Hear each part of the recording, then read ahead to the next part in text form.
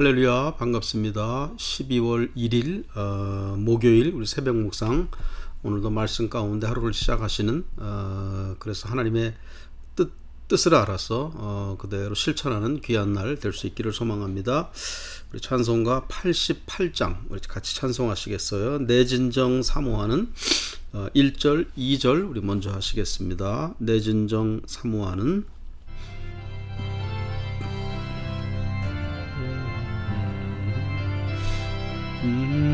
내 진정 사모하는 친구가 되시는 구주 예수님은 아름다워라. 산 밑에 백합하여 빛나는 새벽별 주님 영원할 길 아주 없도다. 내 맘이 아플 적에 그리로 되시며 나 외로울 때 좋은 친구라. 주는 저 산 밑에 백합 빛나는 새벽별 이 땅 위에 비길 것이 없어라. 내 맘의 모든 염려 이 세상 거락도 주님 항상 같이 하여 주시고, 시험을 당할 때에 악마의 결을 즉시 물리치사 나를 지키네. 아멘. 온 세상 날 버려도 주 예수 안 버려 끝까지 나를 돌아보시니. 주는 저 산 밑에 백합 빛나는 새벽별 이 땅 위에 일 것이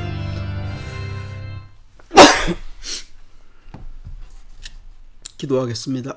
거룩하신 하나님 감사합니다. 새벽 시간 주 앞에 설 수 있도록 인도하시고 오늘도 말씀으로 은혜 받게 하시고 또 기도하면서 주님의 음성 듣게 되는 귀한 새벽 시간 허락하시니 감사합니다.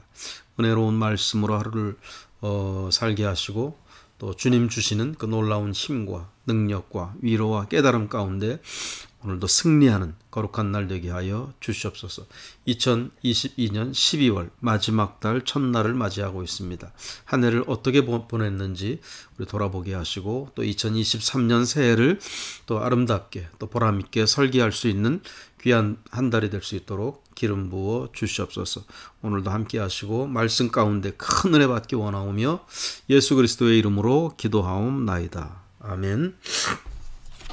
기쁨의 언덕으로 마태복음 3장입니다. 우리 오늘부터 마태복음 말씀 묵상하게 되는데 우리 마태복음 3장 1절부터 12절까지 읽어드릴게요. 1절 그때에 세례 요한이 이르러 유대 광야에서 전파하여 말하되 회개하라 천국이 가까이 왔느니라 하였으니 그는 선지자 이사야를 통하여 말씀하신 자라. 일러스되 광야에 외치는 자의 소리가 있어 이르되 너희는 주의 길을 준비하라 그가 오실 길을 곧게 하라 하였느니라. 세례 요한, 주님이 오시기 전에 세례 요한이 먼저 오죠. 그래서 세례 요한이 오늘 지금 읽은 말씀대로 광야에서 외치는 자의 소리와 같이 그렇게 주님 오시는 그 길, 주님 오실 그 길을 미리 닫고 맞이하라. 그렇게 세례 요한이 전파하고 있어요. 광야에서 외친다고 되어 있습니다. 광야. 우리가 지금 광야에 살고 있잖아요. 아리조나 광야. 우리가 뭐 후리웨이 차만 타고 다니고 뭐 그래서 더 이렇게 피부에 와닿지 않으실지 모르겠는데 이렇게 광야 정말 한번 나가보신 기억이 있는지 모르겠어요. 그 사막 광야에는 길이 없습니다. 길이 없어요. 그냥 여러분 들어는 다 보셨을 거예요. 그러나 실제 한번 체험을 해보세요. 어떤 계기가 돼서 뭐 멀리 이렇게 가시는 건 좀 위험하고 한번 나가보세요. 길이 없습니다. 일단 길이 없어요. 그렇기 때문에 위험할 수 있는 것이고 또 동물들이 해롭게 하는 뱀이라든가 그런 것이 있을 수 있고 또 아리조나 같은데 여기도 그렇겠지만은 광야의 그 햇빛이 얼마나 뜨겁습니까? 위험한 데예요. 지금 세례 요한이 그런 데서 지금 외치고 있다는 겁니다. 세례 요한이 외치고 있다. 외치는 내용은 구원자, 구세주 예수 그리스도가 오시니까 그분이 오실 길을 미리 예비하라. 뭐예요? 맞을 준비를 하라 그 말이죠. 맞을 준비. 준비를 무엇을 어떻게 하느냐? 자 보세요. 4절. 이 요한은 낙타 털 옷을 입고 허리에 가죽 띠를 띠고 음식은 메뚜기와 석청이었더라. 아주 최소한의 삶을 살고 있는 그런 세례 요한을 볼 수가 있습니다. 주님이 오실 길을 예비하라고 광야에서 외치는 자의 그 소리인데 굉장히 아주 최소한의 옷이나 먹는 것이나 모든 것이 아주 열악한 가운데 모든 것의 초점이 주님에게 가 있는 그런 세례 요한의 모습을 볼 수가 있어요. 광야에 나갔을 때 아무것도 볼 수 있는 게 없습니다. 그래서 광야에서는 하늘만 보잖아요. 그렇죠? 길이 없기 때문에 하늘을 보고 낮에는 별을 보고 따라가는 것이고 낮에는 태양빛 그림자가 이렇게 이동하는 것을 보면서 어느 쪽이 북쪽인지 어느 쪽이 동쪽인지 보고 또 이렇게 방향을 잡아가는 거. 그래서 하늘만 바라볼 수밖에 없는 곳이 광야예요. 세례 요한이 지금 그와 같습니다. 모든 삶의 것들은 옷이라든가 먹는 것이라든가 그런 것은 아주 최소한 오직 예수 그리스도 주님에게만 집중하고 있는 그런 세례 요한을 볼 수가 있죠. 자, 5절. 이때에 예루살렘과 온 유대와 요단강 사방에서 다 그에게 나와 자기들의 죄를 자복하고 요단강에서 그에게 세례를 받더니 주님이 오실 길을 예비하는 것은 다른 것이 아닙니다. 죄를 자복하는 거예요. 주님은 우리를 구원하러 오시는 분, 광야에 길이 없는 데에 내가 곧 길이요 진리요 생명이라고 그러셨잖아요. 그러니까 주님이 길이 없는 광야, 죽음으로 그냥 감싸고 있는 죽음에 둘러져 있는 그런 광야에서 예수 그리스도가 길을 내시는 분이시고 예수 그리스도로 말미암아 우리가 생명을 얻게 되는 것이고 어느 방향성을 알게 되고 천국을 향해서 가는 그 구원자 예수 그리스도가 오시는 길인데 그 주님을 맞이하는 것으로서 죄를 자복해야 한다 그런 말씀입니다. 사랑하는 여러분, 우리가 얼마나 죄에 대해서 우리가 누구도 완전하고 자유로운 사람은 없습니다.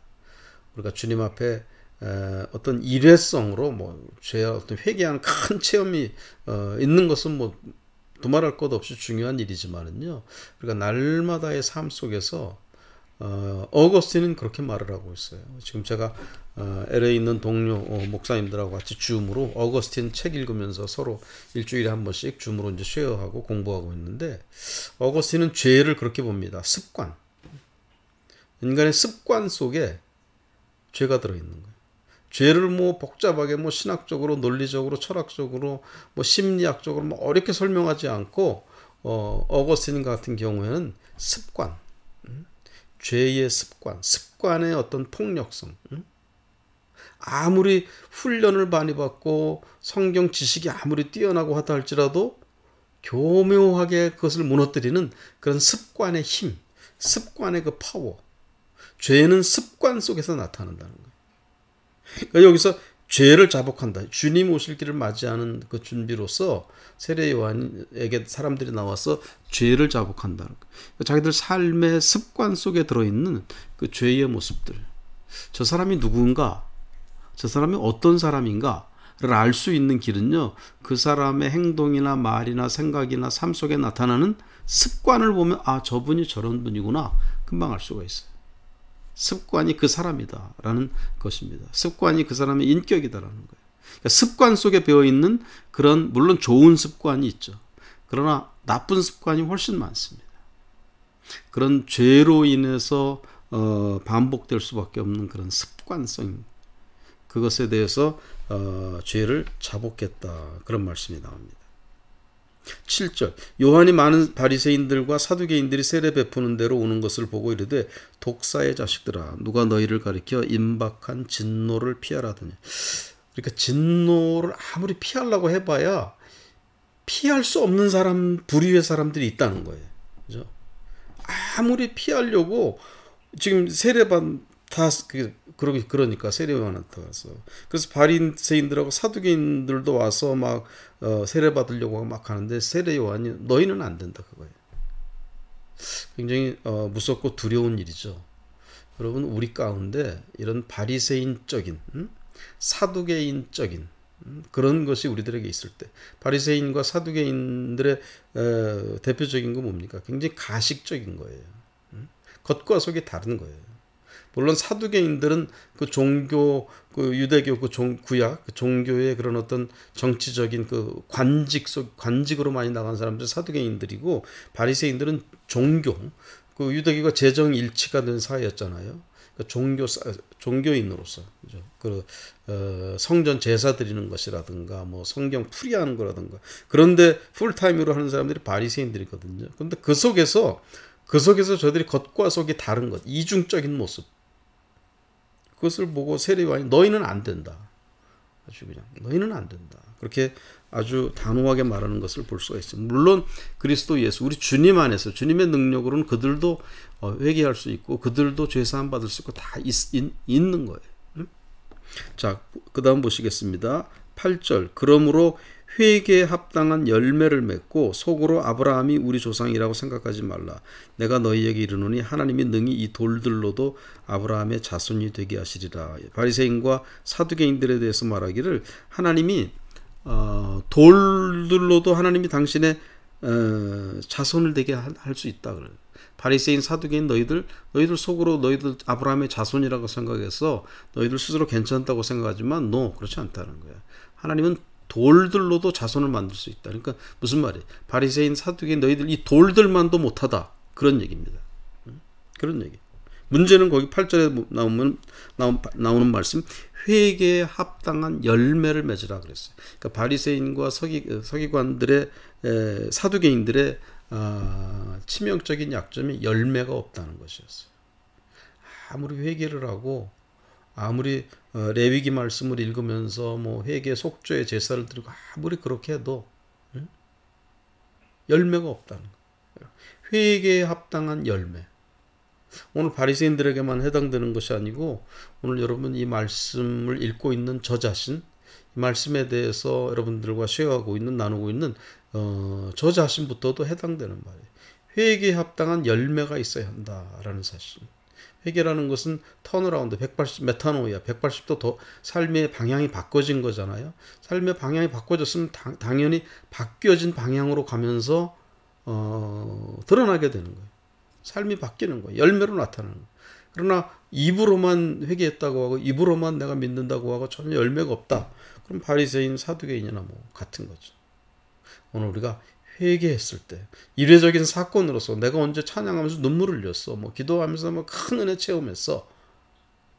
그거 이례적인 사건, 옛날에 있었던 어떤 체험, 그거로 그냥 자꾸 되풀이하면서 막 그런 신앙이 아니라 날마다 열매 맺고 또 열매 맺고 1cm씩 성장하고 자라나고 그런 진정한 회개에 합당한 그런 삶을 살아갈 수 있기를 우리 주님의 이름으로 축원드립니다. 자, 10절. 이미 도끼가 나무 뿌리에 놓였으니 좋은 열매를 맺지 아니하는 나무마다 찍혀 불에 던져지리라. 나는 너희로 회개하게 하기 위하여 물로 세례를 베풀거니와 내 뒤에 오시는 이는 나보다 능력이 많으시니 나는 그의 신을 들기도 감당하지 못하겠노라. 그는 성령과 불로 너희에게 세례를 베푸실 것이요 손에 키를 들고 자기의 타작마당을 정하게 하사 알곡은 모아 곳간에 들이고 쭉정이는 꺼지지 않는 불에 태우시리라. 아멘. 그러니까 예수님이 오셨을 때도 예수님도 역시 중요하게 여기시는 것은 알곡이라는 거예요. 알곡과 쭉정이, 예수님. 이 세례 요한 역시 회개에 합당한 열매가 있어야 한다. 그거 계속해서 되풀이 말씀하시잖아요. 예수님 역시 자기는 물로 세례를 주지만은 예수님은 성령과 불로 세례를 주신다. 성령과 불로 세례를 받게 함으로써 알곡이 되게 한다. 비슷한 말이죠. 알곡 열매. 사랑하는 여러분, 오늘 마태복음 3장 이 말씀을 통해서 세례 요한이 소개하는 예수 그리스도가 누구신지 나오고 있어요. 또 세례 요한 당신의 삶은 어떠하고 세례 요한이 중요하게 여기는 메시지는 무엇인지 오늘 말씀 속에 들어 있습니다. 그것을 하나로 말씀드린다면 열매예요. 열매. 회개에 합당한 열매. 타작마당에서 예수 그리스도 주님이 알곡과 쭉정이를 가르쳐요. 알곡이 되어야 돼요. 빈털털이 속이 빈 강정인 그런 벼이삭 같은 거 그냥 다 불에 태워서 없애버립니다. 여러분, 우리의 신앙이 정말 알곡 신앙이 될 수 있기를 바랍니다.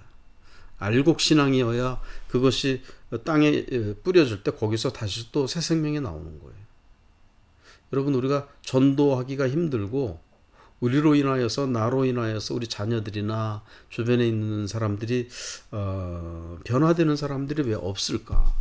물론 사회적인 그런 이유도 있습니다. 현대사회가 많이 복음이 약화될 수밖에 없는 그런 세상이 지금 돼버렸어요. 물론 그것도 이유가 있어요.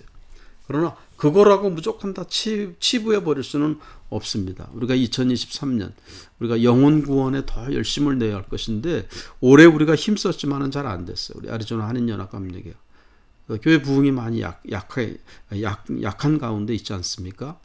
내년에는 2023년 여러분 어찌되었든 알곡 신자가 되어서 나로 인해서 또 새 생명이 나오는, 재생산이 되어지는 그런 열매가 있는 아주 실한 그런 여러분의 믿음, 부족한 저도 더 성장하고 더 성숙하고 여러분들도 더 알곡 신자로서 온전케 될 수 있기를 우리 주님의 이름으로 축원드립니다. 어디에서 내가 부족한지, 무엇이 내가 모자란지, 어디에서 내가 정말 빈 강정 같은 나의 모습인지 한번 12월 한 달 동안 돌아보시고 정말 알곡 신자로서 열매가 있는 그런 한 해, 특히 내년에는 결단하고 힘쓸 수 있는 우리들이 될 수 있기를 축원합니다.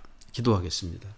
거룩하신 하나님, 감사합니다. 세례 요한 광야에서 외치는 자의 소리, 역시 회개에 합당한 열매를 맺으라고 그렇게 소리치고, 또 저가 예수 그리스도를 소개하면서 예수님 역시 타작마당에서 알곡과 쭉정이를 가르치는 분이라고 그렇게 소개하고 있는 세례 요한을 봅니다. 오늘 우리들의 믿음이 정말 알곡 신자가 되게 하시고, 정말 열매가 풍성한, 열매가 아주 실한 그런 우리들의 믿음이 되게 하여 주시옵소서. 겉만 번지르르 하고 외적인 것에 우리가 만족하고 보이려고 하는 우리 바리새인들, 사두개인과 같이 되지 않게 도와주시고, 우리가 정말 진실한 자로서 진국과 같은 그런 속이 꽉 찬 그런 열매가 든실한 우리들의 믿음, 우리들의 삶이 되어질 수 있도록 하나님 도와주시옵소서.